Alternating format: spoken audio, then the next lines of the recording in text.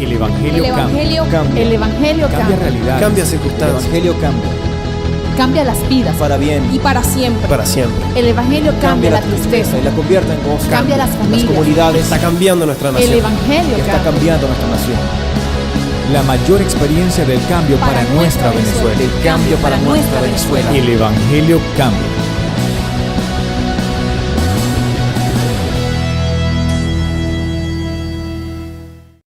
Bendiciones para todos, iglesia, bendiciones para los que nos ven por internet. Gloria a Dios porque usted ha vencido hoy y está en este lugar, amén. Aleluya. Le voy a pedir que busque en el libro de Nehemías, capítulo 1. Libro de Nehemías, capítulo 1. Gloria a Dios.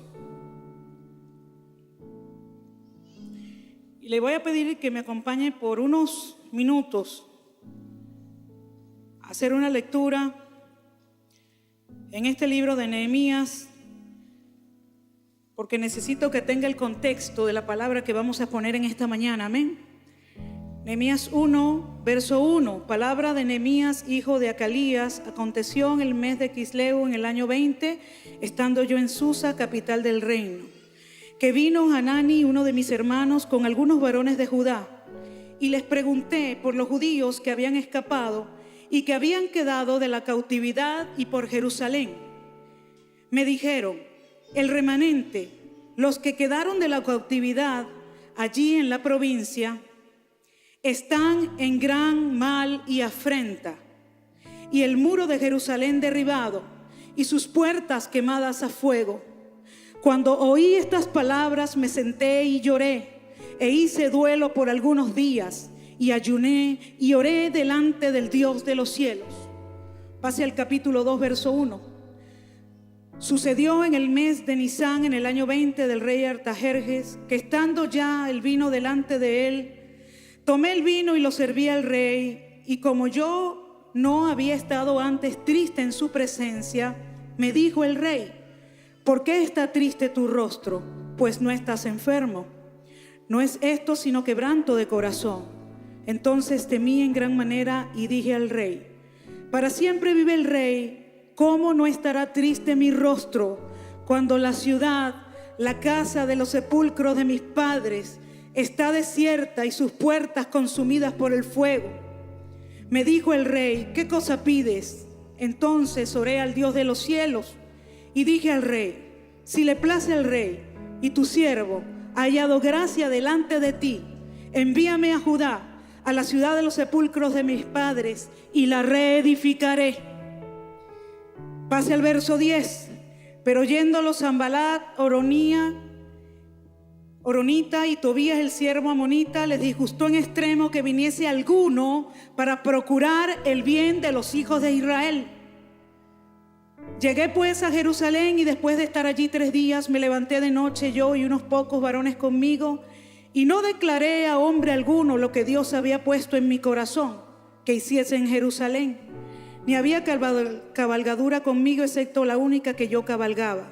Y salí de noche por la puerta del valle hacia la fuente del dragón y la puerta del muladar, y observé los muros que estaban derribados y sus puertas consumidas por el fuego.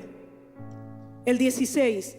Y no sabían los oficiales dónde había ido, ni qué había hecho, ni hasta entonces lo había declarado yo a los judíos y sacerdotes, ni a los nobles y oficiales, ni a los demás que hacían la obra.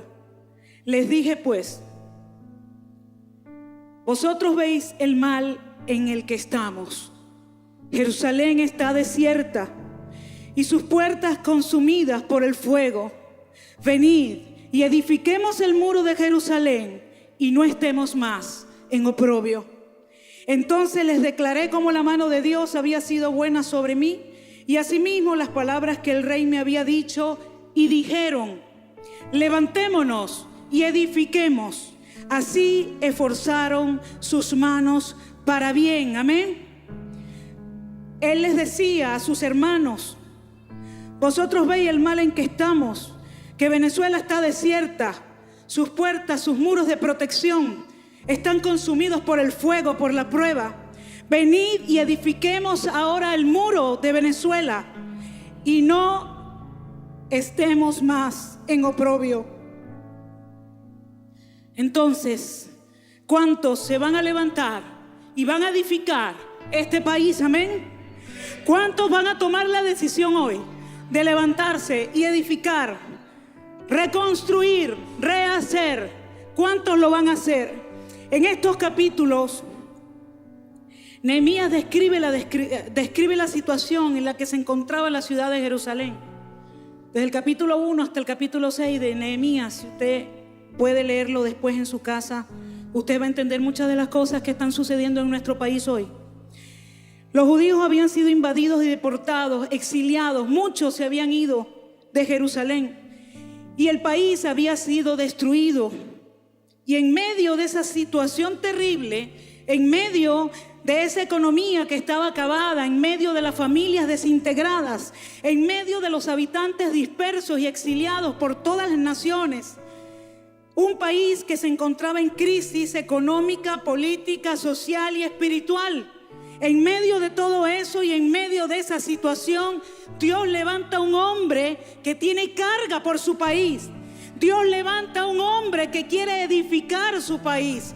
Dios levanta un hombre que quiere reconstruir a su país. Y pone una carga en él de edificar. Dios está buscando, está requiriendo edificadores, reedificadores.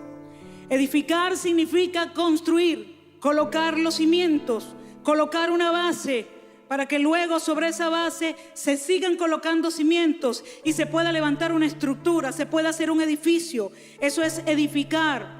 Reedificar significa construir de nuevo o hacer muchas reparaciones y cambios en algo que ha sido destruido o dañado. Por eso es que Dios está requiriendo reedificadores. Nuestro país necesita que nos levantemos y reedifiquemos los muros. Los muros representan la protección, los límites que se colocan alrededor de algo para evitar que entren aquellos que pueden destruirlo. ¿Estamos dispuestos? ¿Estamos dispuestos? Es necesario edificar y reedificar desde las bases. No podemos comenzar a reedificar sobre bases equivocadas. De la base espiritual y moral de un país va a depender su desarrollo. Y la base espiritual y moral de una nación está en su iglesia. Y la iglesia está compuesta por familias y las familias están compuestas por individuos. ¿Se da cuenta por qué para edificar Venezuela es necesario que haya un cambio y una transformación en el corazón de cada hombre y mujer? Porque los hombres y las mujeres componemos las familias componemos la iglesia. Y la iglesia es la que tiene el reservorio moral y espiritual de un país, está en la iglesia. Por lo tanto, escuchamos expresiones que dicen que la situación es falta de gobierno. Yo diría que no es falta de gobierno, es falta de iglesia. Es falta de iglesia. Y hoy tú y yo estamos en este lugar recibiendo una demanda de parte del cielo para que nos levantemos y edifiquemos. Amén. Es necesario edificar y reedificar desde la base que es la familia. Para levantar un país necesitamos levantar las familias. Necesitamos edificar las familias, los individuos. Fíjense que en el 4:13 del mismo Nehemías, ya ellos habían comenzado a reparar los muros, habían avanzado en gran parte, pero habían lugares del muro que todavía la altura no era suficiente para que estuvieran protegidos. Habían otros lugares que estaban abiertos. En Nehemías 4:13 dice: entonces por las partes bajas del lugar y detrás del muro y en los sitios abiertos puse al pueblo por familias. Puse al pueblo por familias. Las familias son las que salen en defensa de la moral, de la espiritualidad de un país. Amén. con sus espadas y con sus lanzas y con sus arcos. Después miré y me levanté y dije a los nobles y a los oficiales y al resto del pueblo: no temáis delante de ellos, acordaos del Señor grande y temible. Y les dijo: pelead por vuestros hermanos, pelead por vuestros hijos y por vuestras hijas, por vuestras mujeres, por vuestras casas, pelead por tu matrimonio, pelea por tu familia, pelea por tu familiar que no está aquí hoy, pelea por ese familiar que no conoce a Cristo, pelea por tus hijos, amén. Y cuando oyeron nuestros enemigos, oiga esto, cuando oyeron nuestros enemigos que lo habíamos entendido y que Dios había desbaratado el consejo de ellos, nos volvimos todos al muro y cada uno a su tarea. Cuando lo hayamos entendido, cuando hayamos entendido que de la familia y de la salud de la familia dependen las iglesias y dependen las naciones, y nos levantemos y edifiquemos cada familia, cada matrimonio, cada hogar, que pueda ser ejemplo, que pueda ser luz en medio de esta situación de crisis. Cuando entendamos esto y lo hagamos, nuestros enemigos lo verán. Los enemigos que quieren destruir al país lo verán. Y podremos trabajar y hacer la tarea. Salmo 127:1: si Jehová no edifica la casa, en vano trabajan los que la edifican. Si Dios no está en medio del asunto, en vano trabajamos nosotros. Si Dios no es quien sustenta la familia, si Dios no es quien está como centro en la familia, en vano hacen lo que sea para sustentarse. Dijo Jesús en Mateo 7:24: por tanto, cualquiera que oye mis palabras, las palabras de Jesús, y las pone en práctica, será semejante a un hombre sabio que edificó su casa, su familia, su matrimonio sobre la roca verdadera que es Cristo, amén. Hay que reedificar las casas, hay que reedificar las familias. Los parámetros establecidos en la familia, la disciplina, los valores reconocidos por los padres constituyen el muro de protección que va a impedir que el enemigo se infiltre, va a impedir que el enemigo tome a tus hijos, va a impedir que el enemigo haga con tus hijos lo que él quiera. Los valores de Jesús que tú establezcas en tu hogar, los valores de Jesús que tú enseñas a tus hijos, los valores de Jesús que tú practiques y seas de ejemplo para tus hijos, van a protegerlos, amén. Necesitamos reedificar la autoridad en las familias. Los padres deben tomar la autoridad de la familia. En la familia no se hace lo que los hijos quieren, se hace lo que los padres, dirigidos por el Espíritu Santo, van a hacer y establecen hacer en un hogar, amén. Los hijos deben obedecer a sus padres. Es que mis padres no son cristianos. La palabra dice que los honres. No te preguntan ni te dice si son cristianos los honras y si no son cristianos no los honras. Te dice: honra a tu padre y a tu madre. Obviamente tú no vas a hacer nada que esté en contra de Dios, amén. Pero hay una sabiduría puesta en los padres por Dios para dirigir a los hijos. Hombre de Dios, edifica a tu esposa y a tus hijos con el amor. Mujer, edifica a tu esposo con el respeto. Hijos, edifiquen a la familia, a sus padres, con la obediencia a los padres. Es tiempo de reedificar los matrimonios. Es tiempo de reedificar esa unión que Dios hizo un día y que tú hiciste delante de Dios y delante de muchos testigos. Es tiempo de reedificar. Con el tiempo los escombros, las pruebas, las dificultades van haciendo mella en el muro de protección de un matrimonio. Las pruebas, los conflictos, las diferencias van haciendo mella en el muro de protección. Pero cuando tú, hombre y mujer, tienes la sabiduría de Dios, el Espíritu Santo está en tu vida y te guía, porque Él dice por la palabra que Él nos enseña todas las cosas. Entonces Dios te dará la sabiduría para reparar esos muros, amén. Y para reedificar tu matrimonio en Jesús, para que pueda avanzar, para que pueda establecerse y para que pueda ser ejemplo.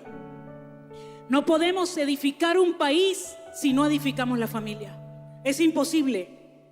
Dios ama la familia y está interesado en restaurarla, porque Dios es un Dios de restauración.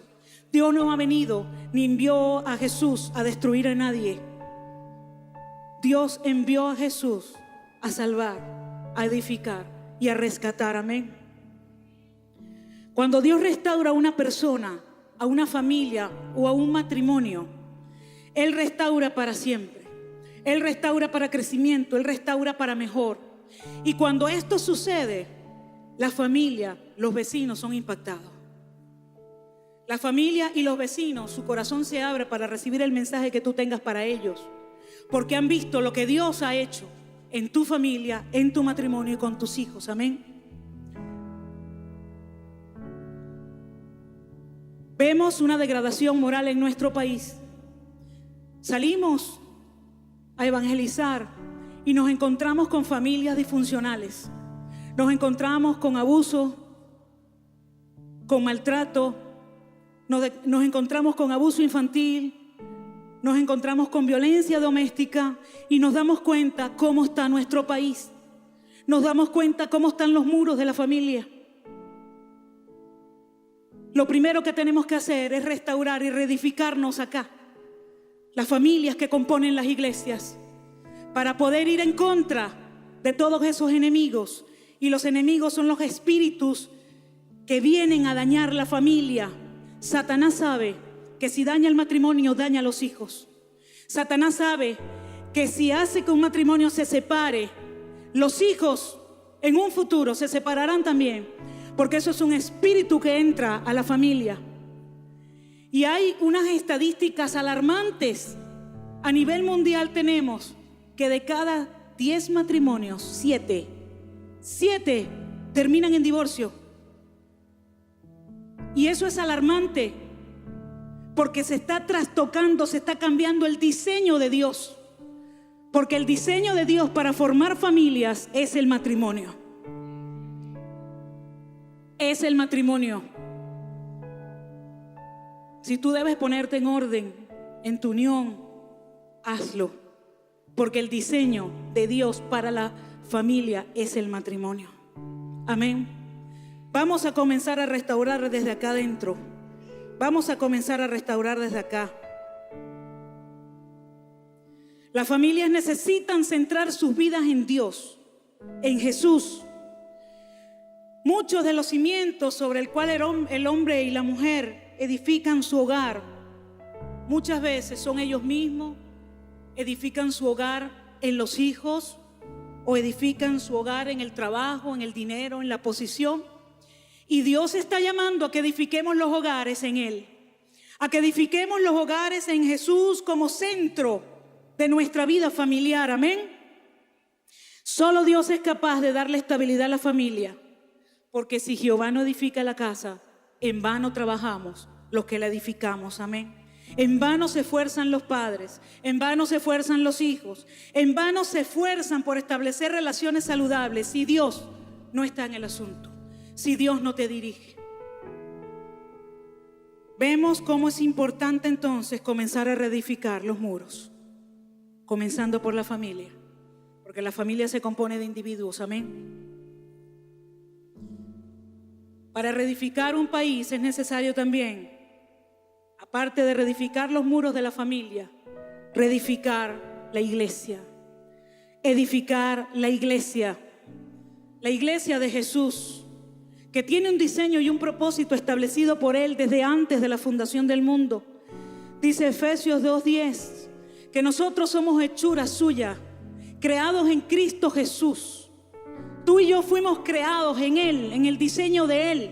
Dice, para buenas obras, las cuales fueron hechas de antemano para que tú y yo anduviésemos en ellas. Entonces hay un diseño de Dios. Hay un diseño de Dios antes de la fundación del mundo. Fueron obras que Él estableció para que tú y yo las hiciéramos, y las íbamos a hacer en el entorno y en el contexto de la iglesia. Por eso es que necesitamos entender que tenemos que estar edificados en Jesús, crecer en Jesús para poder cumplir su propósito y su llamado. Para reedificar la iglesia es necesario, en primer lugar, restaurar la santidad en las vidas. Nehemías 1:6 dice: esté ahora atento tu oído y abierto tus ojos para oír la oración de tu siervo, que hago ahora delante de ti día y noche por los hijos de Israel y tus siervos, y confieso los pecados de los hijos de Israel que hemos cometido contra ti. Sí, yo y la casa de mi padre hemos pecado contra ti. En extremo nos hemos corrompido contra ti y no hemos guardado los mandamientos, estatutos, preceptos que diste a Moisés tu siervo. Lo primero que Nehemías hace para empezar a reconstruir los muros de su nación es reconstruir la santidad del pueblo. Reconocer las fallas, reconocer el pecado, reconocer el desvío del diseño original de Dios y retomar el camino con Jesús. Amén. Los muros son derribados por la rebelión, la carnalidad, la avaricia, y muchos no se dan cuenta. Muchos no se percatan que sus muros están siendo derribados. Muros de protección pueden ser derrumbados en nuestras vidas por una ira descontrolada, por un carácter no sujeto a Dios, por un carácter desatado en tu alma, en tu almatismo. La rebelión contra Dios o las autoridades, los deseos desordenados, la falta de perdón o continuar en el pecado, en la práctica del pecado. Somos seres humanos, tenemos fallas y errores, y ninguno de los que está aquí puede decir que no peca. Pero pecamos, somos redarguidos por el Espíritu Santo, nos arrepentimos y nos alejamos de ese pecado y no volvemos a cometerlo. Pero el que lo practica y lo hace y hace de eso un estilo de vida, está en rebelión contra Dios y debe de reestructurar, de reedificar el camino de santidad en su vida.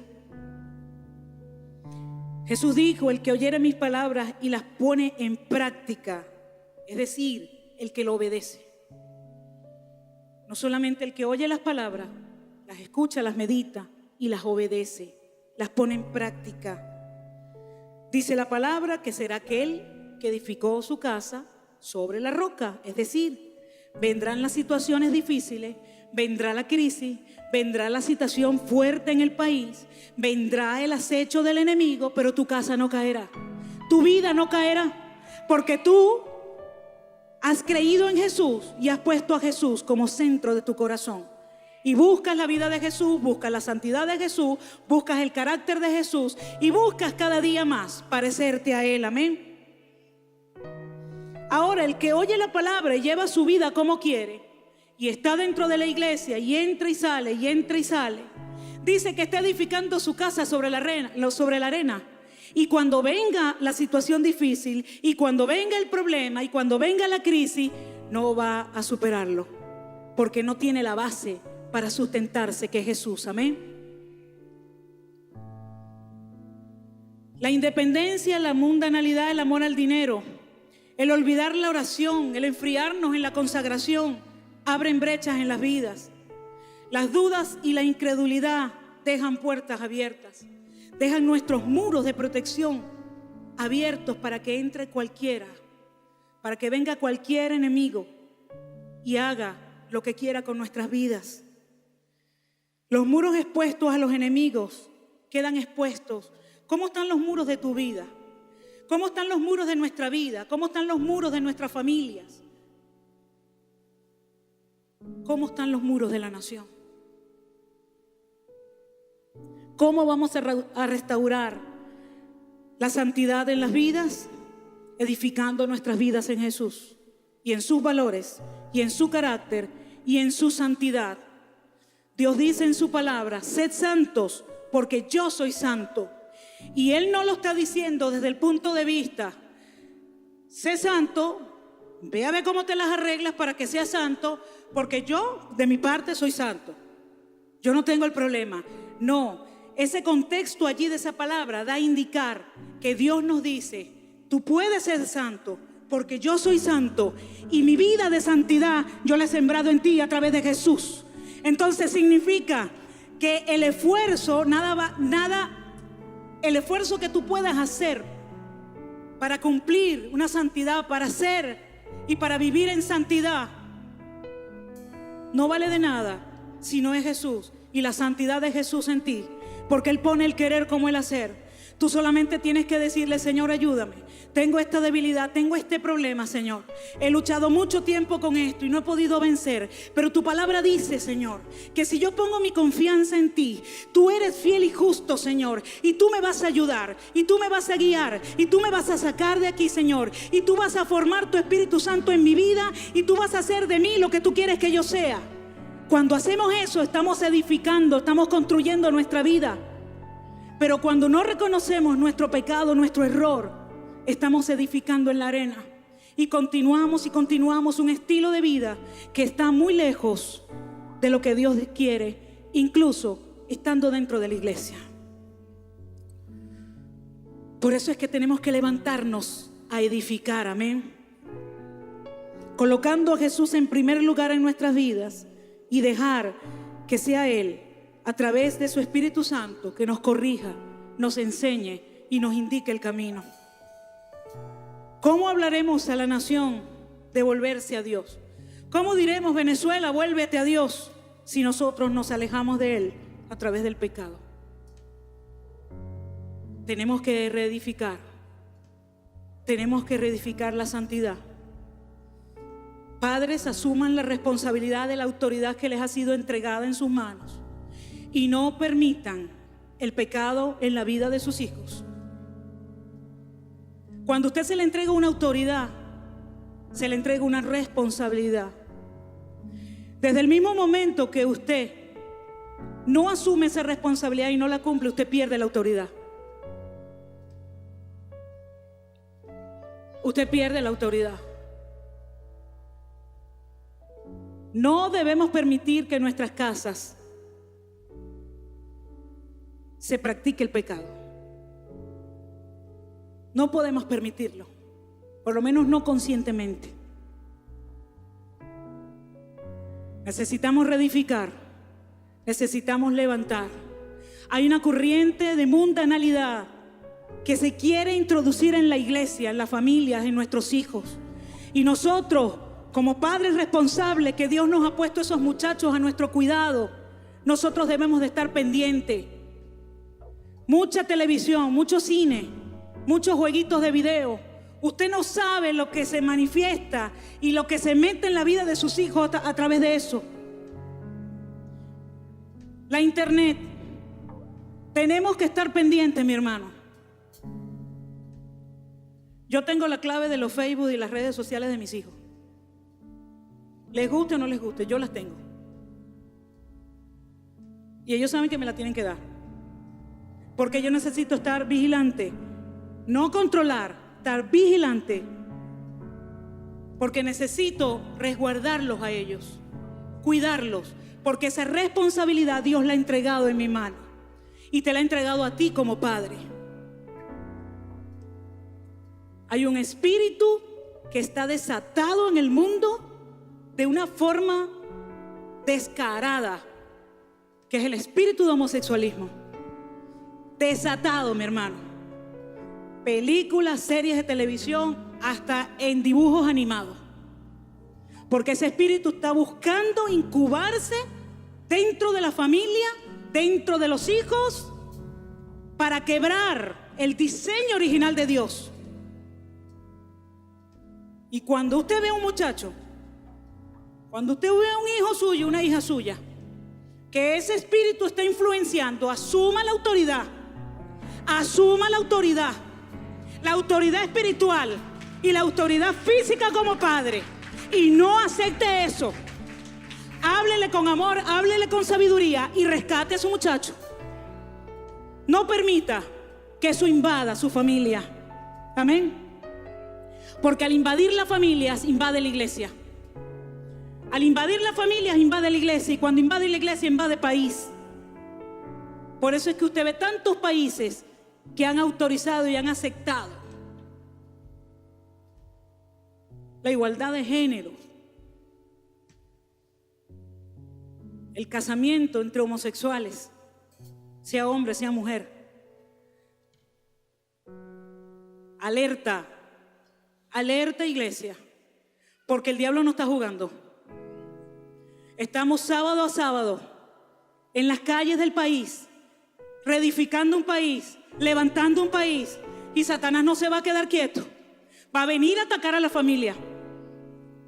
Y usted y yo tenemos las armas que Jesús nos ha entregado. Tenemos las herramientas del cielo para evitar que esto suceda. Pero hay que aportillar los muros. Hay que levantar los muros.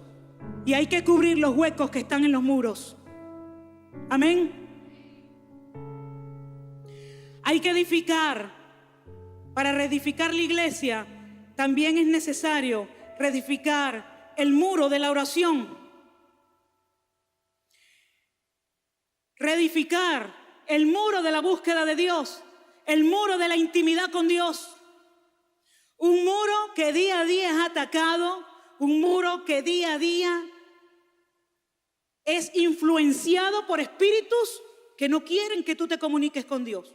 Espíritus que no quieren que tú tengas una intimidad con Jesús. Espíritus que no les interesa que tú seas guiado por el Espíritu de Dios, sino que vivas en un estado humanista, donde lo humanista sea lo que te guíe y te dirija. Que vivas en un estado almático, donde el alma, las emociones, el pensamiento sea lo que te dirigen a ti, a tu familia y a tus hijos. Por lo tanto, debemos levantarnos y restaurar el muro de la oración, de la intimidad con Dios. Gente que se conforma con orar aquí en la iglesia. Y gloria a Dios, tenemos que orar en la iglesia. La oración corporativa en unidad de la iglesia tiene un propósito grande. Pero si tú no tienes intimidad con Dios en tu casa, en tu lugar de intimidad, si tú no tienes intimidad con Jesús, en tu carro, en tu trabajo, donde sea, tú puedes tener intimidad con Jesús donde tú decidas tenerla. Pero si tú no la tienes, esa oración que haces aquí no pasa del techo. Porque cuando tú tienes intimidad con Jesús, tú estás creyendo en Jesús, tú estás confiando en Jesús, tú estás comunicándote con Jesús porque tú le amas, porque tú crees en Él y porque tú sabes que Él está haciendo una obra contigo. Ninguno de los que estamos aquí podemos decir que la obra está terminada en nosotros. Ninguno. Dios sigue trabajando con nosotros. Dios sigue trabajando con nosotros. Dios sigue trabajando con nuestra alma, edificando nuestra alma, manejando allí, dándonos el equilibrio entre nuestras emociones y nuestro espíritu. Amén. Para que no sea el pensamiento, no sea la mente, no sean las emociones las que nos dirijan, sino que sea el Espíritu Santo de Dios que pueda dirigirnos y guiarnos en medio de las situaciones que podamos estar atravesando. Amén. Nehemías, en el capítulo 4, verso 6. Edificamos pues el muro y toda la muralla fue terminada hasta la mitad de su altura, porque el pueblo tuvo ánimo para trabajar. Pero aconteció que oyendo Sanbalat y Tobías, estos son los enemigos del pueblo de Dios, estos son esos espíritus que no quieren que tú te levantes en Dios y cumplas el propósito de Dios. Y los árabes y los amonitas y los de Asdod, que los muros de Jerusalén eran reparados. Ellos estaban viendo que los muros de Jerusalén estaban siendo reparados, porque ya los portillos comenzaban a ser cerrados, las puertas comenzaban a ser cerradas. Se encolerizaron mucho y conspiraron todos a una para venir y atacar a Jerusalén y hacerle daño. Entonces oramos a Dios. Fíjese lo que hizo Nehemías cuando vio esta situación. Oramos a Dios y por causa de ellos pusimos guarda contra ellos de día y de noche. Día y noche. Es una oración sin cesar. Es una oración que está allí en tu corazón, en tu espíritu, en tu vida. Es una oración que está allí, que tú sabes que sin la oración no puedes vivir, que tú sabes que sin orar y sin buscar la presencia de Dios no puedes avanzar y no puedes sobrevivir en medio de las situaciones. Nehemías sabía que si no se ponían guardas día y noche, turnos, la gente orando, velando, vigilando, no se podía terminar la reconstrucción del muro.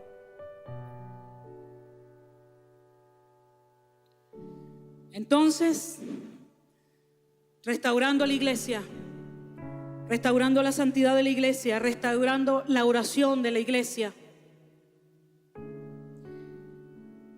¿Cómo podemos restaurar la iglesia? Restaurando la unidad de la iglesia. En Nehemías 4:17 dice: los que edificaban el muro, los que acarreaban, los que cargaban, o sea, los que estaban trabajando en la obra de albañilería del muro, con una mano trabajaban en la otra, con una mano trabajaban en la obra y en la otra tenían la espada. Porque los que edificaban, cada uno tenía su espada ceñida a sus lomos y así edificaban. Estaban alertas, estaban pendientes, estaban vigilantes. Estaban edificando, pero no se dormían. No, ya yo traté esta situación con mi hijo, ya la superó y entonces me duermo. Y viene otra situación a atacarle. O ya traté esto en mi vida, ya superé esta situación, pero entonces no velo. Y viene otra situación a atacar. La palabra dice que cuando echamos fuera un espíritu inmundo, va y busca 7 peores que él y vienen y quieren atacar otra vez la casa. ¿Ok?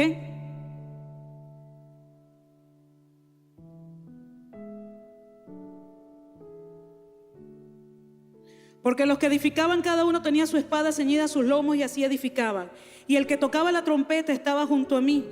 Y dije a los nobles y a los oficiales y al resto del pueblo, líderes, coordinadores, servidores: la obra es grande y extensa, y nosotros estamos apartados en el muro, lejos los unos de los otros.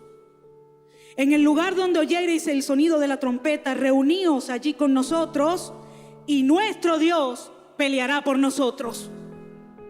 Sin unidad no se podía reconstruir el muro. Sin unidad en la iglesia no podemos reconstruir una nación. Amén. La unidad de la iglesia se manifiesta, pero en la unidad del trabajo que hacemos juntos. Mateo 18:19 dice: otra vez os digo que si 2 de vosotros se pusieren de acuerdo en la tierra acerca de cualquier cosa que pidieren, les será hecho por mi Padre. Si te pones de acuerdo, si nos ponemos de acuerdo, el acuerdo es absolutamente necesario. Necesito ponerme de acuerdo con mi hermano para poder hacer la obra. No la puedo hacer sola. No la podemos hacer solos. Necesitamos ponernos de acuerdo. Y fíjese lo que dice el 20, Mateo 18:20: porque donde están 2 o 3 congregados en mi nombre, allí estoy yo en medio de ellos. Jesús honra la unidad. Jesús honra el acuerdo. Y es increíble, fíjese, continúa el verso 21 y pareciera que comenzara a hablar de otro tema, pero viene hablando de lo mismo, porque Jesús está hablando con sus discípulos diciéndole esto. Y el 21 dice: entonces se le acercó Pedro y le dijo: Señor, ¿cuántas veces perdonaré a mi hermano que peque contra mí? ¿Hasta 7? Jesús le dijo: no, te digo hasta 7, sino aún hasta 70 veces 7. Cuando Pedro oye la demanda que Jesús hace, que tienen que ponerse de acuerdo, que tienen que estar unidos para que Él se pueda manifestar en medio de ellos, sale Pedro, porque Pedro tenía un conflicto. Pedro no sabía manejar las ofensas. Entonces viene y le pregunta a Jesús, porque obviamente para poder estar unido con su hermano, para poder estar de acuerdo con su hermano, no podía tener raíz de amargura contra su hermano. Tenía que perdonar a su hermano. Y él viene y le dice: Señor, ¿cuántas veces yo tengo que perdonar a mi hermano que peca contra mí? O sea, Pedro nunca era el que hacía nada, todos pecaban contra él. ¿Cuántas veces tengo que perdonarlo, Señor? Y Pedro le dice, Jesús le dice: no te digo, porque Pedro pone una medida y dice hasta 7, porque esa era la medida hasta la que él estaba dispuesto. Más de ahí él no quería. Pero Jesús le dice: no te digo hasta 7, sino hasta 70 veces 7.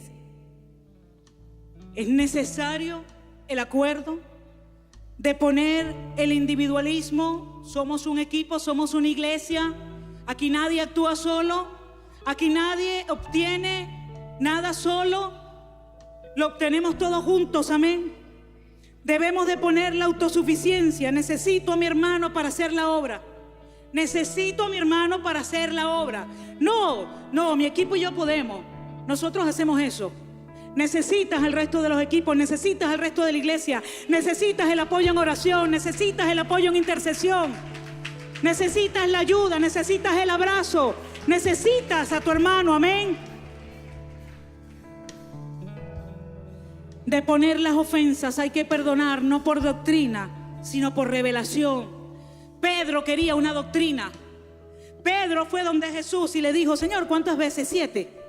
Pedro quería que Jesús le diera una doctrina, que le estableciera y le dijera: bueno, la doctrina del perdón dice, si tu hermano viene y te ofende, tú le perdonas hasta 7 veces.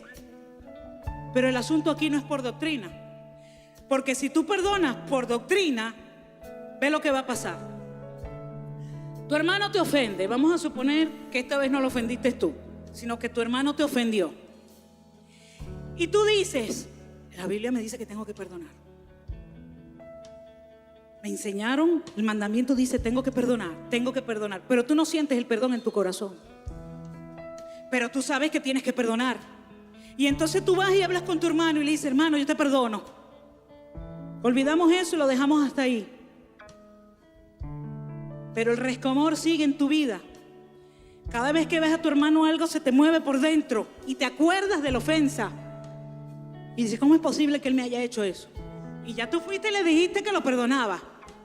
Estás perdonando por doctrina, pero cuando tú perdonas por revelación es diferente. Y eso fue lo que Jesús quiso enseñarle a Pedro.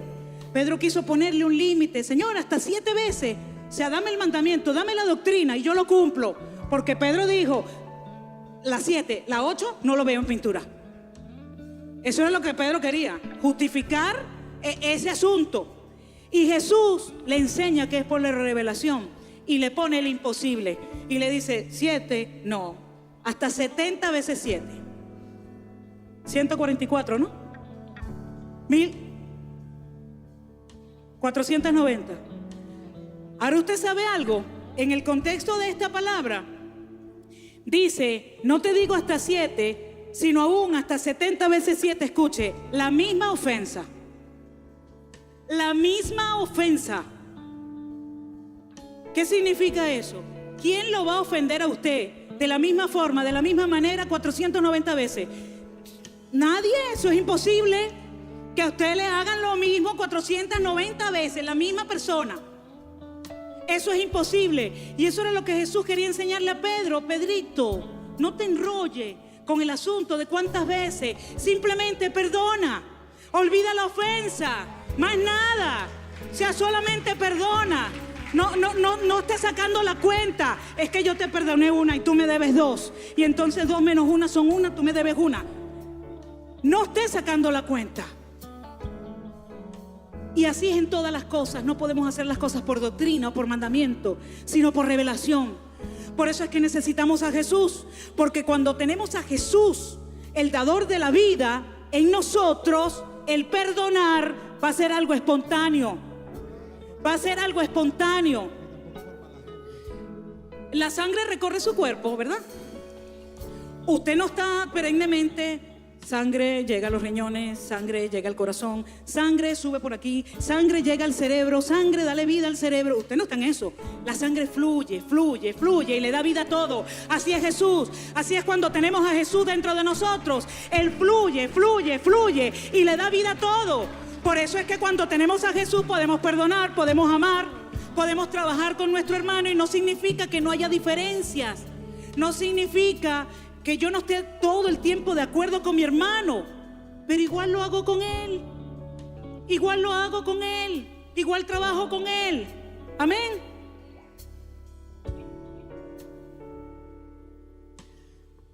Restaurando la unidad.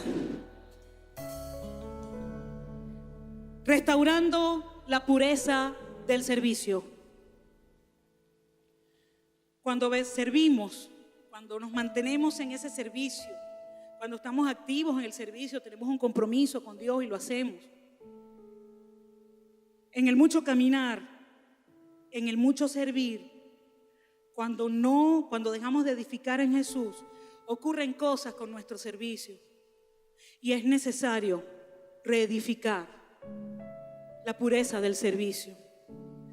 Oramos en este lugar por nuestros gobernantes, por todo hombre que está en autoridad. Nuestros gobernantes son servidores públicos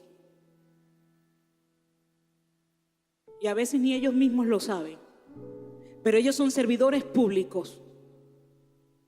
Y a veces oramos por ellos y decimos: Señor, revélate en su vida para que sepa que tienen que servir de corazón al país. Y a veces nuestro servicio se ha enfriado o ha perdido la pureza. Y hay un verso que el Señor da en la palabra donde esto se ve claro. Filipenses 2:3 dice: nada hagas por contienda o por vanagloria.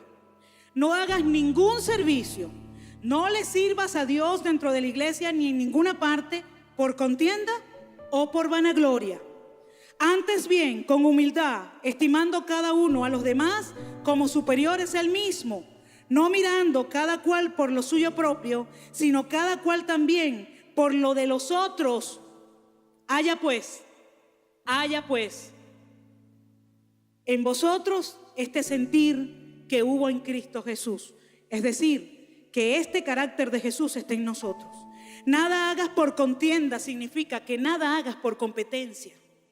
Que nada hagas para ser el mejor. Quiero ser el mejor capitán, quiero tener el mejor equipo, quiero ser el mejor coordinador. Dios no te ha llamado a ti a ser el mejor capitán. Y aquí se le van a caer las vacas sagradas mucho. Dios no te ha llamado a ti a ser el mejor capitán, ni el mejor coordinador, ni el mejor líder. Te ha mandado a ser un buen líder y fiel. Porque cuando Dios recibió al siervo, no le dijo: bienvenido, el mejor siervo. No, le dijo: ven, buen siervo y fiel, entra en el gozo de tu Señor. Entonces Él no nos está llamando a ser los mejores, porque cuando queremos ser los mejores entramos en competencia, y la competencia contamina tu servicio. Contamina tu servicio. Entonces no esté diciendo por ahí que usted es el mejor capitán, que usted tiene el mejor equipo, que usted es el mejor coordinador, que el grupo que usted lideriza es el mejor. Vamos a conformarnos con ser buenos, hacer la obra para Dios y ser fieles a Dios, a su palabra, ser fieles a Jesús, teniendo su carácter en nosotros. Nada hagas por competencia, nada hagas por vanagloria, es decir, nada hagas por protagonismo para que te vean. No puedes servir para que te vean. Dice: antes bien con humildad, estimando cada uno a los demás como superiores a él mismo. Cuando yo estimo a mi hermano como superior a mí, yo estoy reconociendo que mi hermano tiene cosas que yo no tengo. Yo tengo dones, tengo talento, pero hay gente que tiene dones y talentos que yo no tengo. Y yo debo reconocer eso. Estimando cada uno a los otros, reconociendo los corazones, reconociendo la intención con que la gente hace las cosas, que a veces no las hacen perfectas, que a veces se pueden equivocar porque están aprendiendo, pero tienen un corazón puro para hacerlo. Y allí nosotros no podemos atacarlos, no podemos condenarlos, sino que tenemos que levantarlos, restaurarlos, amén. Tenemos que reedificarlos en Jesús, aleluya. No siendo egoístas, no es para los míos nada más. Yo quiero todo lo mejor para mi equipo. El resto de los equipos no me interesa. Yo quiero todo lo mejor para mi ministerio, para mi área de trabajo, los mejores recursos, todo lo mejor. Los demás, bueno, que cada quien vea cómo hace, pues. Que cada quien busque lo de cada quien. Hermano, escúcheme, somos un equipo. Somos un solo equipo. La iglesia es un solo equipo. Y todos trabajamos por lo mismo.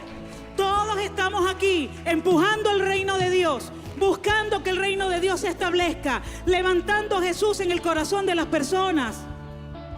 Que hay estructuras que hay formas de trabajo, sí, y debemos respetar esas estructuras y esas formas, pero en nuestro corazón no debe haber ese egoísmo que yo quiero solo para mí. No mirando cada uno por lo suyo propio, sino cada cual también por lo de los otros. No mirando solamente por lo mío, sino viendo también por lo de los otros. Dios no busca a los mejores, Dios busca a los fieles. Dios no busca a los mejores. Entonces no quieras estar en esa lista de perfección del mejor. Está en la lista de los fieles, de los que se mantienen fieles a Jesús, a su carácter. Amén.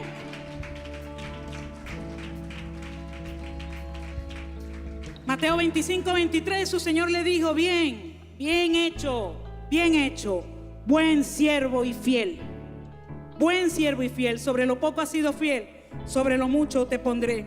Por eso es que usted ve, tú dices, bueno, pero es que ese no es el mejor que lo hace. Ah, pero a ese se le puso. Porque no será el perfecto, pero es bueno y es fiel. Y ese es el que Dios levanta. Y ese es el que Dios promueve, amén.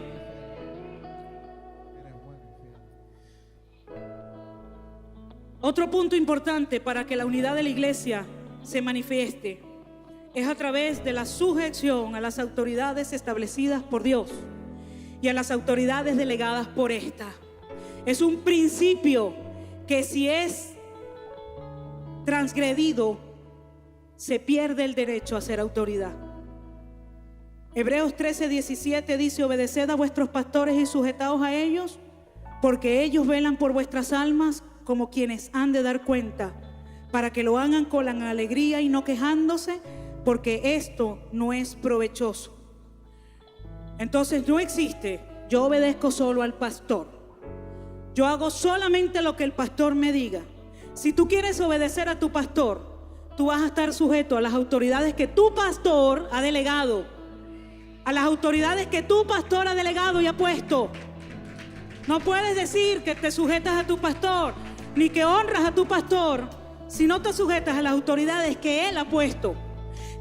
Es que usted no conoce esa autoridad, eso no es problema tuyo. Órale a Dios, órale a Dios, y el pastor se va a encargar de jalar esa autoridad. Como él lo puso, él lo quita. Amén.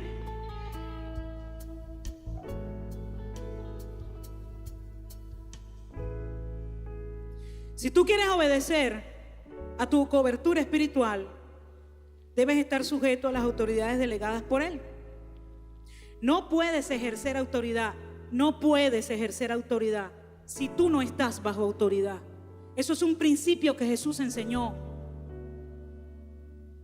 No, es que como yo me peleé con todo el mundo en la iglesia, como ningún líder sirve, los coordinadores no funcionan, los capitanes menos, entonces yo me dirijo al pastor, nada más al pastor.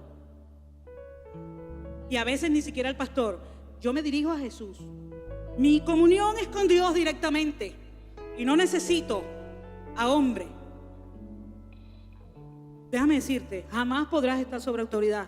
¿Y sabes qué? Dios quiere que estés sobre autoridad, porque hemos sido llamados a liderizar. Hemos sido llamados a liderizar un proceso dentro de nuestra nación. Hemos sido llamados a llevar adelante el proceso de restaurar este país.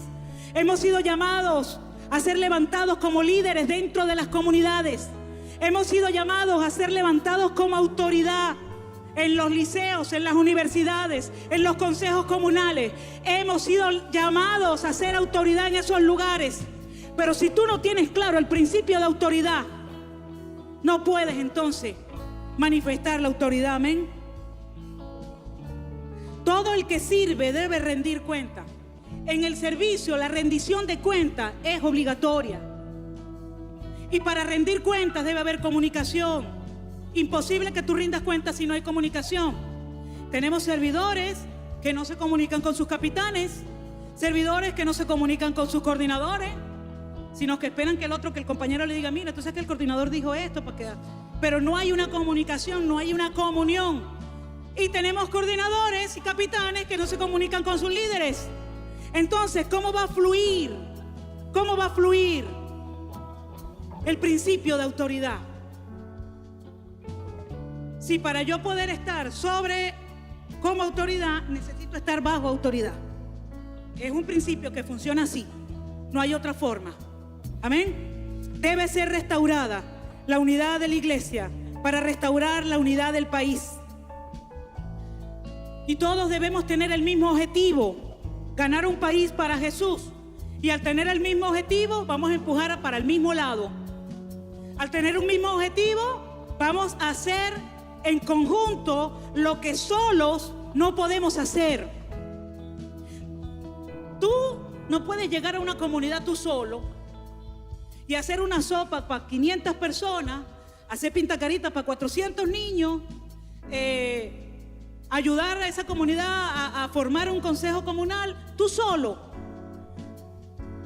De repente, no sé, Superman de repente lo puede hacer, pero es muy difícil que tú lo puedas hacer solo. Entonces, lo que no podemos hacer solo, lo podemos hacer juntos, porque cada quien aporta un granito de arena. Y el país en estos momentos necesita la unidad de la iglesia, porque al manifestarse la unidad de la iglesia, eso va a tener como consecuencia que todo lo que está obstaculizando que la verdadera autoridad, porque eso es otro tema. No, es que Dios tiene que quitar, no voy a decir nombre, Dios tiene que quitarlo de allí, porque esa autoridad no sirve. La palabra dice que toda autoridad es puesta por Dios. Toda autoridad. No dice, bueno, las autoridades cristianas, las autoridades de la iglesia. Dice, toda autoridad es puesta por Dios. El mismo Jesús se lo dijo a Pilato. Y le dijo, tú tienes el poder, te ha sido dado de arriba. Pero él no asumió el poder y la autoridad que tenía, sino que se dejó llevar por lo que estaba en el contexto, lo que decían los demás. Entonces, a veces creemos que la solución del problema está en quitar autoridades. No, la solución del problema es que esa autoridad cambie y se ponga en tono con Dios. Si no lo hace, Dios lo va a quitar. Si no lo hace, Dios lo va a quitar.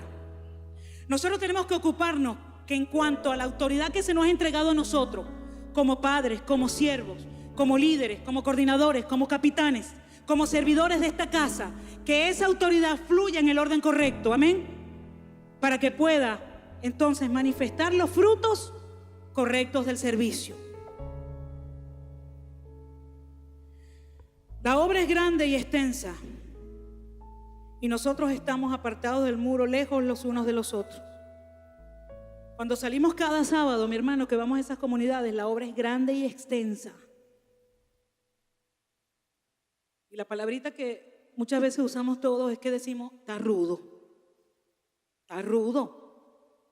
Llegar a una comunidad y yo no tengo en mi casa mucho alimento y llegar a una comunidad a alimentar 500, 600 personas. Es rudo. Pero cuando yo he entendido la responsabilidad que Dios ha entregado en mis manos, porque cada servidor tiene una responsabilidad, y asumimos esa responsabilidad, y cada quien dentro de la estructura de autoridad asume su responsabilidad, entonces llegamos a las comunidades y aunque decimos la obra es grande y extensa, decimos, nos reunimos allí, todos nosotros, todos juntos, todos de acuerdo, todos unánimes, y nuestro Dios peleará por nosotros, porque a Nehemías le pasó lo mismo. Haciendo el muro y reconstruyendo el muro, ¿qué usted cree? Que Nehemías tenía alrededor de todo el muro equipos de trabajos formados por familias, con líderes, con oficiales, cada uno de esos equipos. ¿Y usted cree que no se presentaban problemas de falta de unidad? Claro que se presentaban, pero ahí estaba Nehemías dando la palabra y trayendo el orden, amén, asumiendo la responsabilidad de la carga que Dios le puso a él. Aleluya. Cada sábado cuando salimos al Evangelio Cambia, la obra es grande y extensa. Necesitamos estar unidos, respetándonos los unos a los otros, respetando los canales de autoridad establecidos por Dios. Entonces Dios peleará por nosotros, amén. Es lo mismo que cuando en tu casa y en tu familia respetas las autoridades establecidas por Dios dentro de la familia. Dios va a pelear por ti. Dios va a pelear por tus hijos. Dios va a pelear por tu matrimonio, amén. ¿Y qué sucede cuando acabamos de reedificar? Cuando terminamos de reconstruir, viene la recompensa de Dios, amén. Nehemías capítulo 6, verso 15. Dice, fue terminado pues el muro, fue terminada la obra, el 25 del mes de Elul, en 52 días. Y cuando lo oyeron nuestros enemigos, temieron todas las naciones que estaban alrededor de nosotros y se sintieron humillados y conocieron que por nuestro Dios había sido hecha esa tarea. Entonces, cada vez que edificamos y restauramos nuestras vidas, nuestra familia, nuestra iglesia, nuestro país, esto será notorio a nuestros enemigos, a nuestros vecinos, a quienes no creyeron que Dios lo haría, a quienes pusieron oposición, a quienes dijeron, no, tú no puedes, no, ese hijo tuyo no tiene remedio, ese no se va a levantar, olvídate de eso, deja de orar porque eso ya es caso perdido. Esos van a ser avergonzados, nuestros enemigos serán avergonzados, porque cuando Dios termine la obra que está haciendo en cada uno, cuando Dios termine la obra que está haciendo en Venezuela, Venezuela será el país soñado por cada uno de nosotros y Venezuela será una nación grande en Latinoamérica y en el mundo. Nuestros vecinos, dice que las naciones alrededor de ellos temieron. Nuestros vecinos dirán, wow, dice que serán humillados. ¿Cómo puede ser humillada una persona? Una persona que te dijo, no lo vas a lograr, y que tú lo logres y que esa persona lo vea. Nuestros vecinos, nuestra familia verán el cambio. Nuestros vecinos, nuestra familia verán lo que Dios ha hecho en nosotros y en nuestros hijos. Amén. Y levantaremos y edificaremos, aleluya. Cuando Dios restaura la iglesia, la nación es impactada. Se sentirán humillados, entenderán que ellos necesitan a Dios, lo entenderán y conocerán que solo Dios puede construir una vida, una familia, una iglesia y un país. Todos los venezolanos reconocerán que solamente Dios puede reconstruir a Venezuela.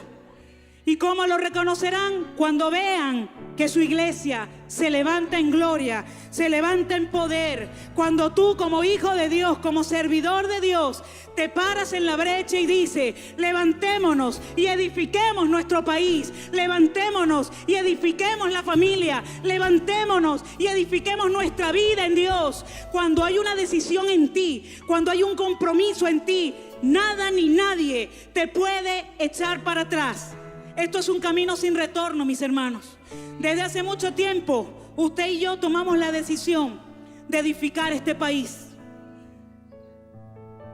Entendamos cómo debemos hacerlo, edificando individuos, edificando familias, edificando la iglesia, y vamos a hacerlo, amén.